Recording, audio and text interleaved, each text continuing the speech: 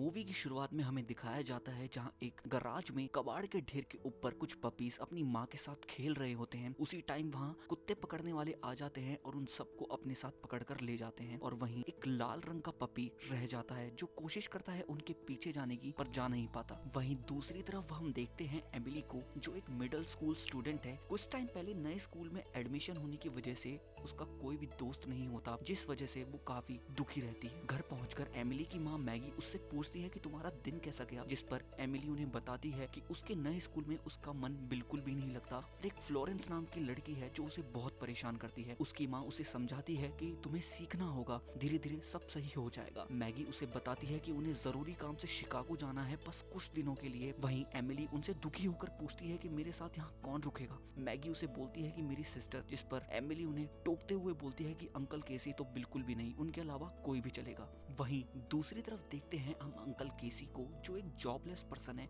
और रहते हैं एक ट्रक में, जो अपने इंटरव्यू में 1 घंटा 30 मिनट लेट हो जाते हैं, जिस वजह से वो इंटरव्यू के लिए सेलेक्ट नहीं हो पाते और वहां से चले जाते हैं। वहीं हमारा छोटा सा लाल पपी गैराज में से जैसे तैसे करके निकलता है और निकलकर सीढ़ियों से उतरता हुआ शहर की तरफ चला जाता है। वहीं अगले सीन में हम देखते हैं जहां एमिली अपने स्कूल का सोशल वर्क का प्रोजेक्ट कर रही होती है, जहां वो अपने आसपास के लोगों के घर से खाली कैंस की बोतल कलेक्ट करके उन्हें रिसाइकिल करती है।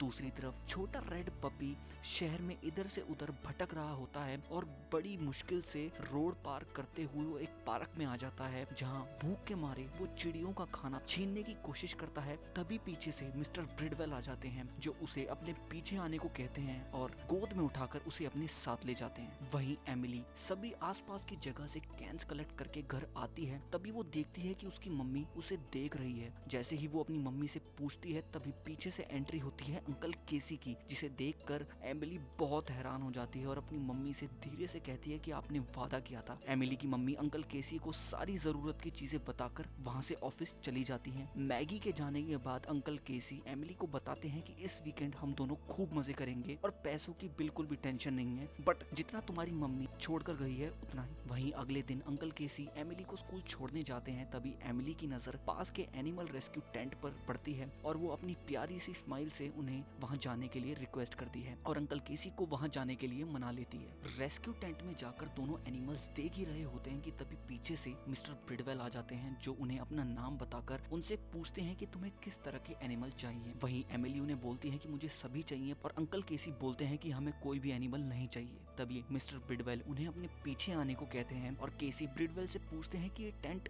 अंदर से इतना बड़ा क्यों है। ब्रिडवेल बोलते हैं कि ये सोचो कि ये टेंट बाहर से इतना छोटा क्यों है। वहीं टेंट के दूसरे कमरे में आकर मिस्टर ब्रिडवेल एमिली को ऊपर की तरफ का इशारा करते हैं। वहीं एमिली सीढ़ियों से चढ़कर देखती है वहां एक छोटा सा रेड पपी, जिसे देखकर वो बहुत खुश हो जाती है। उसे गोद में उठाकर वो नीचे लाती है और अंकल केसी से रिक्वेस्ट करती है उसे रखने के लिए और कहती है कि बहुत छोटा है जो किसी को नुकसान नहीं पहुंचाएगा, पर अंकल केसी उसे मना कर देते हैं। तभी एमिली ब्रिडवेल से पूछती है कि ये पपी कितना बड़ा हो जाएगा। ब्रिडवेल उसे बताते हैं ये डिपेंड करता है कि तुम इसे कितना प्यार करती हो। तभी केसी एमिली के हाथ से पपी को लेकर मिस्टर ब्रिडवेल को दे देते हैं और वो दोनों वहां से चले जाते हैं। वहीं स्कूल से छुट्टी होते ही एमिली अपने घर आती है और लैपटॉप में ब्रिडवेल एनिमल रेस्क्यू के बारे में सर्च करती है, जहां उसे इस बारे में इंटरनेट पे कोई भी इंफॉर्मेशन नहीं मिलती। और तभी एकदम से उसके बैग में कुछ हलचल होने लगती है। वो देखती है कि वही रेड पपी उसके बैग में होता है। एमिली सोचती है कि मेरे बैग में कहां से आ गया और वो उसे उठाकर अपने बेड पर रखती है और उसका नाम रखती है, जिस पर वो कई नामों से उसे बुलाती है, पर वो रेड पपी सर हिलाकर मना कर देता है। पर वो जैसे ही उसे क्लिफर्ड नाम से बोलती है वो रेड पपी बहुत खुश हो जाता है। क्लिफर्ड इधर से उधर चीजों को चबाता रहता है, जिसे देखकर एमिली उसके लिए कुछ खाने को ढूंढ ही रही होती है कि वो एमिली की चप्पल को मुंह में दबाकर किचन में चला जाता है, जहां अंकल केसी अपने लिए सैंडविच बना रहे होते हैं। वहीं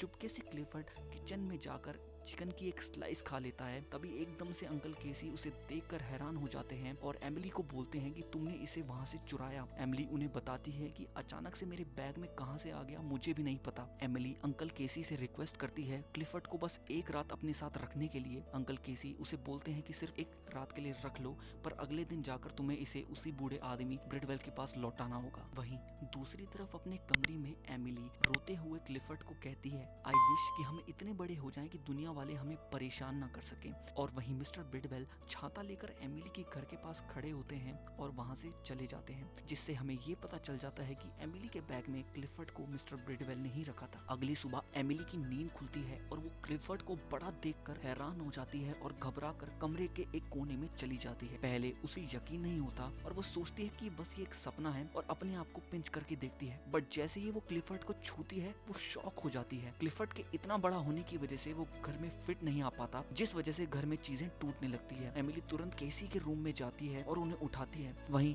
वो भी क्लिफर्ड को देखकर डर के मारे कमरे के कोने में चले जाते हैं। उसी टाइम एमिली की मॉम का कॉल आ जाता है, जिसमें अंकल केसी उनसे बात करके झूठ बोलते हैं कि हाँ सब ठीक है। केसी इंटरनेट पर मिस्टर ब्रिडवेल की इंफॉर्मेशन निकालने की कोशिश करते हैं ताकि वो क्लिफर्ड को वापस कर सकें, पर उन्हें वहाँ कोई भी इंफॉर्मेशन नहीं मिलती। तभी वहाँ मिस्टर पैकार्ड आ जाते हैं जो एमिली के पड़ोसी और प्लम्बर हैं। केसी और एमिली क्लिफर्ड को बेडरूम में छुपा देते हैं ताकि पैकार्ड उन्हें देख ना पाए। घर की चीजों को बिखरा देखकर मिस्टर पैकार्ड शक करते हैं और बेडरूम की तरफ बढ़ते हैं जहाँ क्लिफर्ड को छुपाया होता है। तभी वो कमरे की तरफ जाते ही है, एमिली और केसी उन्हें रोककर बहाना बनाते हैं और मिस्टर पैकार्ड वहाँ से चले जाते हैं। मिस्टर पैकार्ड के जाते ही वो दोनों डिसाइड करते हैं क्लिफर्ड को सबसे पहले डॉक्टर के पास ले जाना है ताकि हम उनसे पूछ सके कि इसे क्या हुआ है, और उसके बाद हम मिस्टर ब्रिडवेल को ढूंढेंगे और क्लिफर्ड को उन्हें पकड़ा देंगे। वहीं अंकल केसी क्लिफर्ड को अपने ट्रक में ले जाते हैं और तभी वहाँ ओवन आ जाता है जो एमिली का क्लासमेट है। तभी इतना बड़ा डॉग देखकर आसपास के लोग वहाँ इकट्ठा हो जाते हैं और क्लिफर्ड की पिक्चर और वीडियो बनाने लगते हैं। तभी क्लिफर्ड पास ही के पार्क में एक बड़ी सी बॉल को देखकर ट्रक से जंप लगाकर उसके पीछे भागता है और क्लिफर्ड के पीछे एमिली, केसी और ओवन उसे रोकने के लिए भागते हैं। क्लिफर्ड उस बड़ी सी गेंद को इधर से उधर घुमाता है जिसमें एक इंसान होता है और अपने दांतों से उस पर छेद कर देता है। वहीं दूसरी तरफ हम देखते हैं मिस्टर टायरन को जो लाइफ ग्रो के ओनर है, जहां जानवरों पर रिसर्च करके उन पर एक्सपेरिमेंट किए जाते हैं। वहीं उनके लैब में से एक साइंटिस्ट उन्हें बताता है कि हमने बहुत एक्सपेरिमेंट कर लिए पर हर बार हमारा एक्सपेरिमेंट फेल हो रहा है, जिस पर मिस्टर टायरन गुस्सा होकर उसे बोलते हैं कि हमने $400 मिलियन इस पे लगाए हैं और तुम कह रहे हो कि हम हर बार फेल हो रहे हैं। और उसी समय मिस कोलेटे जो मिस्टर टायरन की असिस्टेंट है वो उन्हें बताती है कि इंटरनेट पर एक डॉग वायरल हो रखा है जो साइज में बहुत बड़ा है और वो लाल रंग का है, जिसे देखकर मिस्टर टायरन बहुत हैरान हो जाते हैं और वहाँ सबको बोलते हैं उसे ढूंढ कर पकड़ के लाने को। वहीं एमिली और अंकल केसी क्लिफर्ड को जानवरों के डॉक्टर के पास लाए होते हैं, जिसे देखकर डॉक्टर भी हैरान हो जाता है और क्लिफर्ड का मुंह खोलकर चेक करता है। क्लिफर्ड का भारी वेट होने की वजह से वहाँ वेटिंग मशीन भी टूट जाती है। तभी डॉक्टर क्लिफर्ड का चेकअप करने को कहता है और उन तीनों को बाहर रुकने के लिए कहता है, जहाँ रिसेप्शनिस्ट उन तीनों को बताती है कि तुम इसे मिस्टर ब्रिडवेल से लाए हो, क्योंकि यहाँ कोई भी अनोखा जानवर आता है वो ब्रिडवेल के रेस्क्यू टेंट से ही आता है। एमिली उनसे पूछती है कि ब्रिडवेल क्लिफर्ड को छोटा भी कर सकते हैं क्या। रिसेप्शनिस्ट उन्हें बताती है ब्रिडवेल कोई भी चमत्कार कर सकता है। एमिली को याद आता है कि ब्रिडवेल का टेंट हमारे स्कूल के सामने वाले पार्क में लगा था और वो एक दिन हमारे स्कूल भी आए थे और उनकी इन्फॉर्मेशन हमें स्कूल के कंप्यूटर से मिल सकती है। जहाँ वो तीनों क्लिफर्ड को लेके स्कूल की तरफ निकल जाते हैं। दूसरी तरफ मिस्टर टायरन क्लिफर्ड को पकड़ने की प्लानिंग कर रहे होते हैं, जहाँ वो मिस कोलेटे को बताते हैं कि हमें बस क्लिफर्ड के शरीर में ये चिप इंजेक्ट करनी होगी जिससे वो लाइफ ग्रो की प्रॉपर्टी बन जाएगा। जहाँ उनकी कंपनी का एक एम्प्लॉय उन्हें बताता है कि क्लिफर्ड के साथ एक बच्ची को देखा गया है जिसका नाम एमिली है। वहीं स्कूल में केसी और ओवन ब्रिडवेल की इंफॉर्मेशन निकाल रहे होते हैं और दूसरी तरफ मिस्टर टायरन एमिली के घर के पास आ जाते हैं और मिस्टर पैकार्ड को रिश्वत देकर एमिली के बारे में इंफॉर्मेशन निकाल लेते हैं। जहाँ मिस्टर पैकार्ड उन्हें बताते हैं कि मैंने उनके घर में किसी डॉग को स्मेल किया था। वहीं क्लिफर्ड ट्रक में से बाहर निकलकर एमिली के स्कूल में चला जाता है। वहीं एमिली गलती से फ्लोरेंस के ऊपर केचप फेंक देती है जो उसकी क्लासमेट है और एमिली और फ्लोरेंस आपस में लड़ ही रहे होते हैं। तभी वहाँ क्लिफर्ड आ जाता है जिसे देखकर सभी स्कूल के बच्चे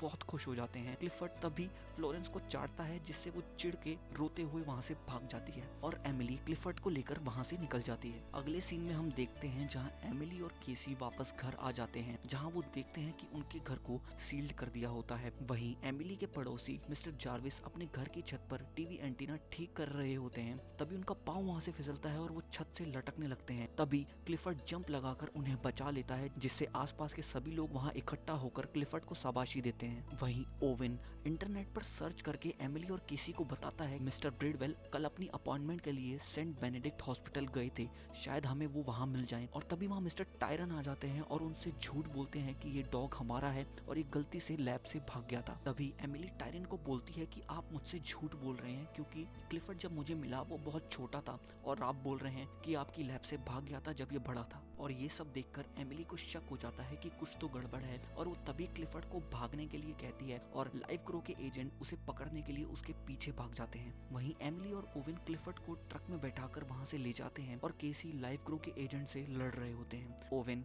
एमिली और क्लिफर्ड को अपने घर ले जाता है जहां अंकल केसी भी आ जाते हैं। तभी एमिली की मम्मी का कॉल आ जाता है और वो उससे पूछती हैं कि तुम आज स्कूल क्यों नहीं गई, और एमिली उन्हें झूठ बोलती है कि मैं स्कूल में ही हूँ। दूसरी तरफ मिस्टर टायरन पुलिस वालों के पास आए होते हैं जहाँ वो उन्हें झूठ बोलते हैं कि हमें इस रेड डॉग को ढूंढना पड़ेगा वरना इसकी वजह से सभी छोटे जानवर बड़े हो जाएंगे और इंसानों को खाने लगेंगे। जिसे सुनकर पुलिस वाला घबरा जाता है और क्लिफर्ड को ढूंढने में लग जाता है। वहीं ओवेन के घर में सब न्यूज देख रहे होते हैं जहाँ पुलिस वालों ने क्लिफर्ड को पकड़ने के लिए $25,000 का इनाम रखा होता है और उसे लाइफ ग्रो के पास लाने को बोलते हैं, जिसे देखकर तीनों घबरा जाते हैं। और तभी ओवेन के डैड मिस्टर यू वहां आ जाते हैं और उन्हें बताते हैं कि चाइना के एनिमल जू में जहां हम क्लिफर्ड को भेज सकते हैं वहां वो बहुत सेफ रहेगा। वहीं अंकल केसी एमिली को समझाते हैं कि यही सही रहेगा। एमिली बोलती है कि यही एक मेरा दोस्त है और मैं इसे ऐसे नहीं छोड़ सकती और कल हम मिस्टर ब्रिडवेल को ढूंढेंगे जो हमारी मदद कर देंगे क्लिफर्ड को वापस से ठीक करने में। वहीं वो हॉस्पिटल जाते हैं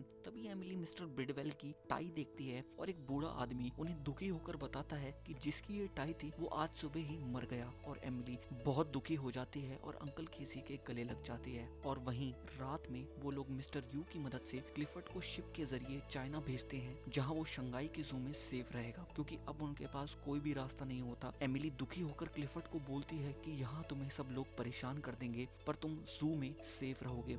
वहीं क्लिफर्ड दुखी होकर कोशिश करता है छोटा होने की ताकि कोई उसे परेशान ना कर सके और एमिली के साथ रह पाए और तभी वो क्लिफर्ड को वहां से भेज देते हैं। वहीं अगले दिन अंकल केसी अपने मोबाइल में देखते हैं कि जिस आदमी की हॉस्पिटल में डेथ हुई थी वो मिस्टर ब्रिडवेल नहीं थे। वहीं ओवेन आकर उन्हें बताता है कि मिस्टर ब्रिडवेल जिंदा हैं और वो मैनहट्टन ब्रिज पार्क में हैं। और तभी वहां एमिली के पड़ोसी घबराते हुए उन्हें बुलाते हैं और उन्हें दिखाते हैं और टीवी पर न्यूज आ रही होती है जहां क्लिफर्ड को शिप से लाइफ ग्रो वाले ले जाते हैं। और तभी एमिली और केसी सभी दूसरे लोगों के साथ क्लिफर्ड को वापस लाने का प्लान बनाते हैं। दूसरी तरफ मिस्टर टायरन प्रेस वालों के साथ बिजी होते हैं और वहीं एमिली और बाकी सब लाइफ ग्रो की प्रॉपर्टी के अंदर घुस जाते हैं चोरी से, जहां मिस्टर एंड मिसेस जार्विस जो एमिली के पड़ोसी हैं वो मिस्टर टायरन का ध्यान भटकाने की कोशिश करते हैं। और वहीं एमिली और उसके साथी लैब में घुस जाते हैं जहां साइंटिस्ट क्लिफर्ड पर एक्सपेरिमेंट कर रहे होते हैं। एमिली क्लिफर्ड को उठाती है और क्लिफर्ड एमिली को देखकर बहुत खुश हो जाता है और एमिली क्लिफर्ड के ऊपर बैठकर उसे वहां से भगा ले जाती है जहां मिस्टर टायरन उनके पीछे उन्हें रोकने के लिए भागने लगते हैं। शहर के सभी लोग एमिली और उसके जायंट डॉग को टीवी पर देख रहे होते हैं और वो दोनों भागते हुए मैनहट्टन ब्रिज पार्क में आ जाते हैं जहां मिस्टर ब्रिडवेल उन्हें मिलते हैं और एमिली उनसे पूछती है कि हमें तो लगा था आप मर गए क्योंकि हमने हॉस्पिटल में आपकी टाई देखी थी और एक बूढ़ा आदमी बता रहा था कि आप मर गए हैं। ब्रिडवेल उन्हें बताते हैं कि मैं हॉस्पिटल में अपने पुराने दोस्त से मिलने गया था जिसकी तबीयत बहुत खराब थी और उसी को मैंने अपनी बोटाई दे दी थी। एमिली उनसे बोलती है कि आपको क्लिफर्ड को छोटा बनाना पड़ेगा क्योंकि कुछ बुरे लोग उसके पीछे पड़े हैं। ब्रिडवेल उसे बताते हैं कि ये तुम्हारा डॉग है और तुम्हारे प्यार की वजह से ही ये इतना बड़ा हुआ है। तभी वहाँ पुलिस आ जाती है जो एमिली को क्लिफर्ड से दूर रहने के लिए कहती है और पार्क के सभी लोग वहाँ जमा हो जाते हैं। एमिली सबको बताती है कि क्लिफर्ड बुरा नहीं है। तभी एमिली ब्रिडवेल की लोग मेरी नहीं सुन रहे और ब्रिडवेल उसे बताते हैं ये सभी लोग तुम्हारी सुनने के लिए ही यहाँ जमा हुए हैं और जाओ तुम उन्हें समझाने की कोशिश करो, वो तुम्हारी जरूर सुनेंगे। तभी वहाँ एमिली सबको समझाती है कि ये मेरा डॉग है जिसका नाम क्लिफर्ड है और ये बिल्कुल भी खतरनाक नहीं है, हाँ पर ये सबसे अलग है। और वो सबको बताती है कि जो सबसे अलग होता है वही दुनिया को बदलता है और सभी लोग उसके साथ हो जाते हैं। तभी वहाँ मिस्टर टायरन आ जाते हैं और सबको बोलते हैं कि ये मेरी प्रॉपर्टी है। जहाँ पुलिस वाला जाकर क्लिफर्ड को पीछे से चेक करता है कि उसके अंदर चिप है या नहीं, पर उसके अंदर कोई भी चिप नहीं निकलती, जिसे देखकर टायरन बहुत घबरा जाता है और सभी लोग खुश होने लगते हैं और वो वहाँ से भाग जाता है। और दोस्तों इसी के साथ हमारी मूवी की हैप्पी एंडिंग होती है। अगर आपको वीडियो पसंद आई हो तो वीडियो को लाइक करें, शेयर करें, चैनल को सब्सक्राइब करें ताकि मैं मोटिवेट हूँ और आपके लिए ऐसी ही नई नई कहानियाँ लेकर आऊँ।